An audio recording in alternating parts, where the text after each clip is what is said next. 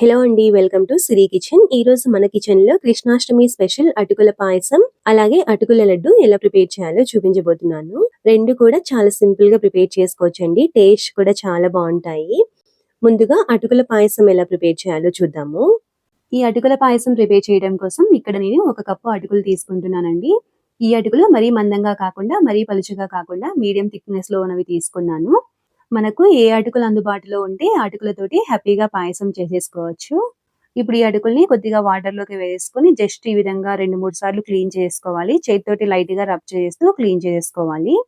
ఇలా క్లీన్ చేసుకున్న తర్వాత ఇందులోని వాటర్‌ని మరీ గట్టిగా ప్రెస్ చేయకుండా లైట్‌గా ప్రెస్ చేస్తూ వాటర్‌ని తీసేసుకోవాలి.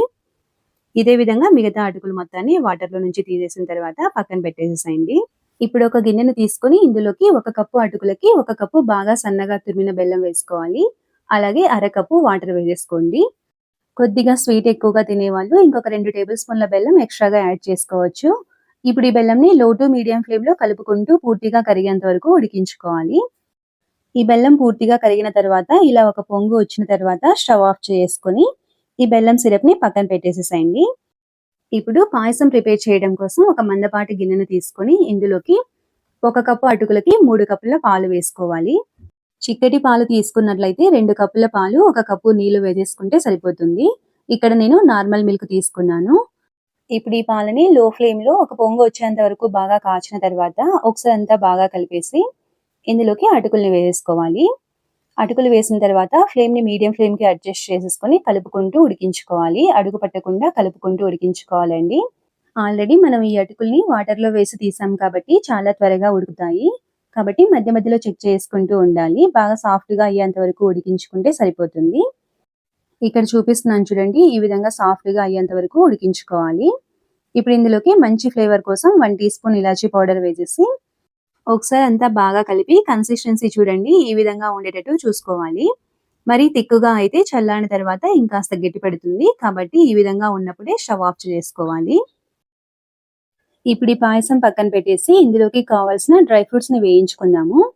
డ్రై ఫ్రూట్స్ ఫ్రై చేయడం కోసం ప్యాన్‌లోకి 2 టీ స్పూన్ల నెయ్యి వేసి నెయ్యి హీట్ అయిన తర్వాత కొద్దిగా జీడిపప్పు వేసి లైట్‌గా దోరగా వేయించుకోవాలి. ఇవి కొంచెం లైట్‌గా ఫ్రై అయిన తర్వాత ఇందులోకి పావు కప్పు కిస్మిస్ కూడా వేసేసి ఈ రెండింటిని చక్కగా ఫ్రై చేసుకున్న తర్వాత పాయసంలోకి వేసేసి కలిపేసేసుకోవాలి. పాయసం చూడండి కొద్దిగా చల్లారిన తర్వాత ఈ విధంగా చిక్కబడుతుంది. ఇప్పుడు ఒకసారి అంతా బాగా కలిపిన తర్వాత ఇందులోకి మనం ముందే కరిగించి పెట్టుకున్న బెల్లం వాటర్‌ని వేసేసుకోవాలి. ఈ బెల్లం సిరప్ వచ్చేసి పూర్తిగా చల్లారిన తర్వాతనే పాయసంలోకి వేసుకోవాలండి. లేకపోతే కొన్నిసార్లు పాలు విరిగే ఛాన్స్ ఉంటుంది. బెల్లం సిరప్ వేసిన తర్వాత స్లోగా ఒకసారి అంతా బాగా కలిపేసేసుకుంటే ఎంతో టేస్టీగా ఉండి అటుకుల పాయసం రెడీ అయిపోతుంది. ఇప్పుడు మన నెక్స్ట్ రెసిపీ వచ్చేసి అటుకుల లడ్డు ఎలా ప్రిపేర్ చేయాలో చూద్దాము. ఈ అటుకుల లడ్డు ప్రిపేర్ చేయడం కోసం ముందుగా స్టవ్ ఆన్ చేసి ప్యాన్‌లోకి 1 కప్పు వరకు అటుకులు తీసుకోవాలి.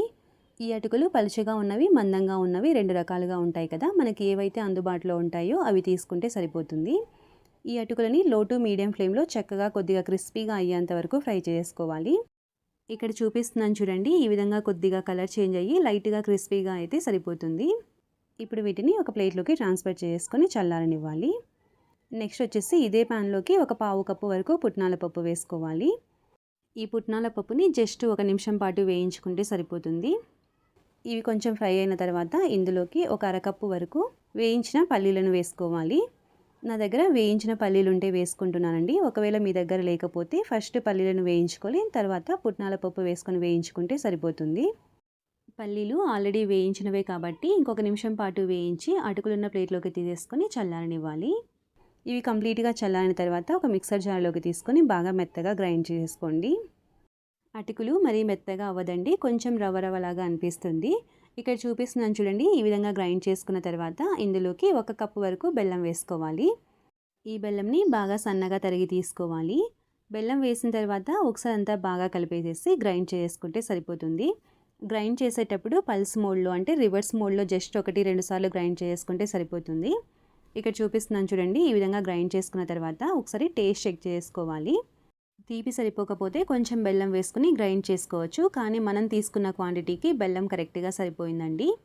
ఇప్పుడు ఇలా గ్రైండ్ చేసుకున్న అటుకుల పౌడర్‌ని పక్కన పెట్టేసి నెక్స్ట్ స్టవ్ ఆన్ చేసి ప్యాన్‌లోకి 2 లేదా 3 టీ స్పూన్ల నెయ్యి వేసిన తర్వాత నెయ్యి బాగా హీట్ అయిన తర్వాత ఇందులోకి బాగా చిన్నగా కట్ చేసి పెట్టుకున్న జీడిపప్పు బాదం పప్పు వేసేసుకొని లో ఫ్లేమ్లో లైట్గా ఫ్రై చేసుకుంటే సరిపోతుంది.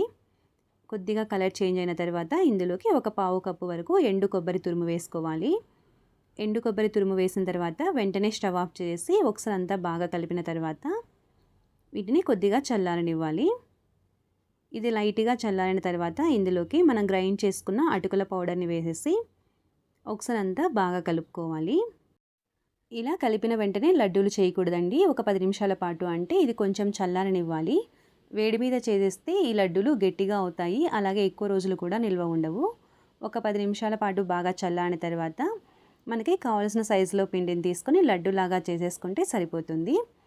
ఇదే విధంగా మిగతా పిండి మొత్తాన్ని లడ్డూలాగా చేసేసుకుంటే ఎంతో టేస్టీగా ఉండే పల్లి అటుకుల లడ్డు రెడీ అయిపోతుంది. ఇలా ప్రిపేర్ చేసుకున్న ఈ లడ్డూలు పిల్లలకి రోజుకొకటి ఇవ్వటం వలన చాలా బలంగా దృఢంగా ఉంటారు.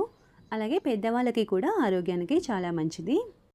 ఇలా చేసుకున్న ఈ లడ్డూలు మనకి వారం రోజుల పాటు చాలా ఫ్రెష్గా ఉంటాయండి.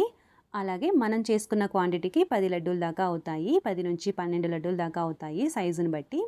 అంతే అండి, ఎంతో టేస్టీగా ఉండే ఈ అటుకుల లడ్డు రెసిపీని మీరు కూడా తప్పకుండా ట్రై చేసి ఎలా వచ్చిందో మీ వాల్యుబుల్ ఫీడ్బ్యాక్ని నాకు కామెంట్ రూపంలో తెలియచేయండి. రెసిపీ నచ్చినట్లయితే లైక్ చేసి ఫ్రెండ్స్ అండ్ రిలేటివ్స్కి షేర్ చేయండి. ఇలాంటి మరిన్ని హెల్దీ అండ్ టేస్టీ రెసిపీస్ కోసం మన ఛానల్ని సబ్స్క్రైబ్ చేసుకొని పక్కనే ఉన్న బెల్ ఐకాన్ని క్లిక్ చేయండి. Thanks for watching.